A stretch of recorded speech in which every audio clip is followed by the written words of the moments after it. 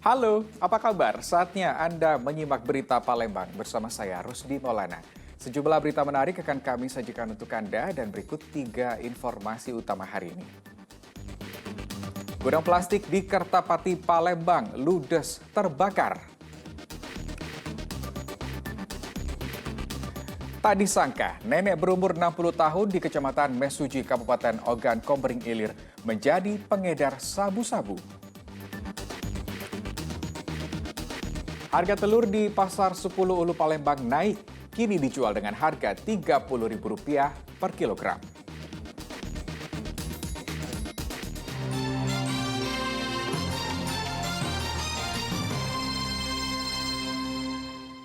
Ya, mengawali informasi hari ini, sebuah gudang plastik di Kertapati, Palembang ludes terbakar. Tidak ada korban jiwa dalam insiden kali ini.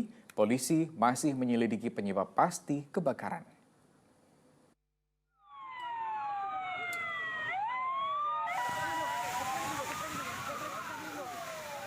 Minggu dini hari, api menghanguskan gudang plastik di Kelurahan Karya Jaya, Kecamatan Kertapati, Palembang.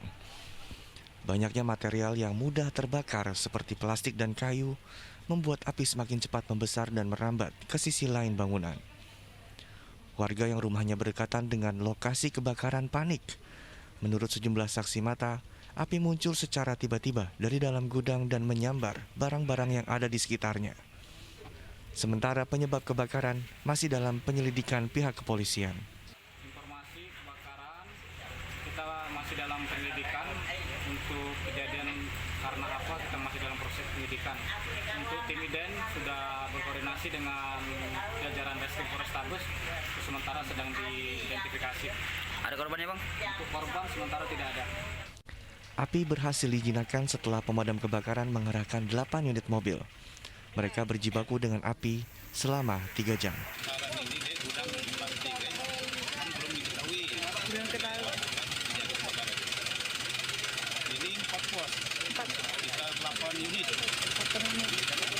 Tidak ada korban jiwa dalam peristiwa ini.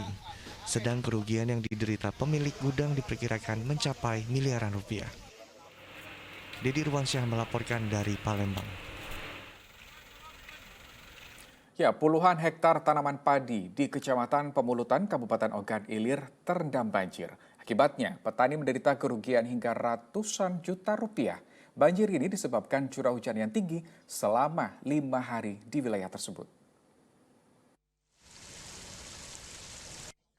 Kesedihan menyelimuti para petani di Kecamatan Pemulutan, Kabupaten Ogan Ilir. Pasalnya, puluhan hektar area sawah milik petani terendam banjir yang menyebabkan tanaman padi milik mereka banyak yang rusak.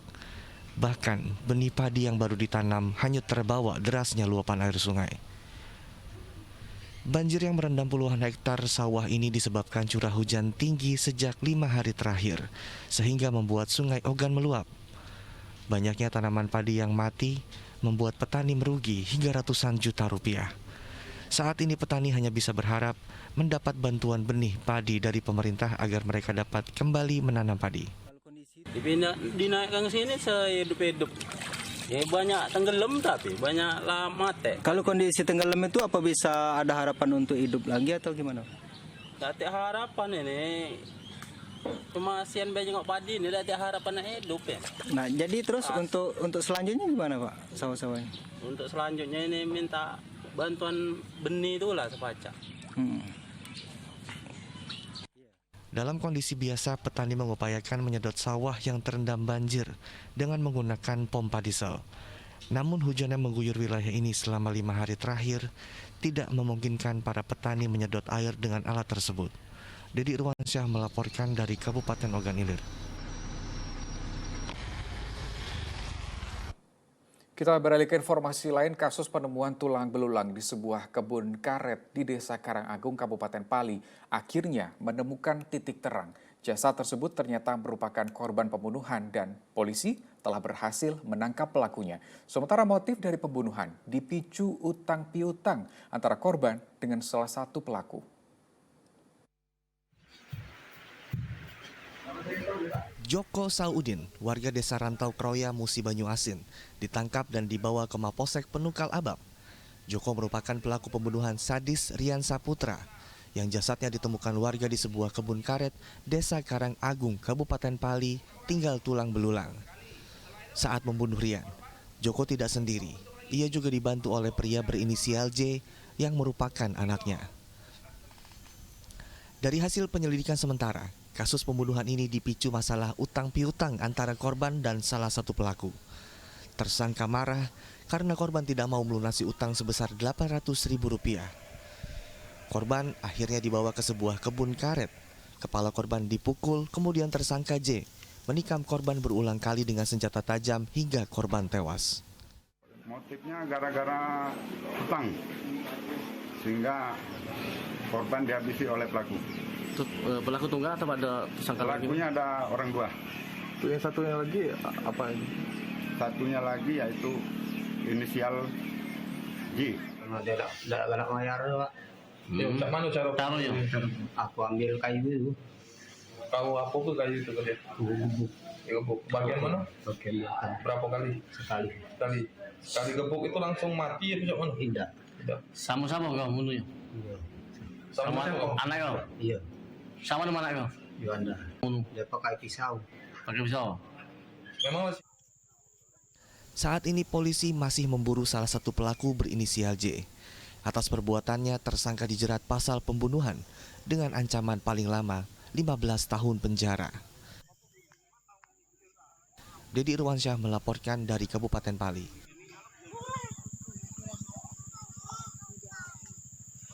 Diduga tak mampu mengendalikan laju kendaraannya, sebuah dump truck menabrak 2 unit mobil yang sedang terparkir di tepi Jalan Ki Marogan, Kabupaten Ogan Ilir. Akibat kecelakaan ini, 3 unit kendaraan mengalami kerusakan yang cukup parah. Namun tidak ada korban yang meninggal dunia, hanya saja sopir dump truck mengalami patah tangan.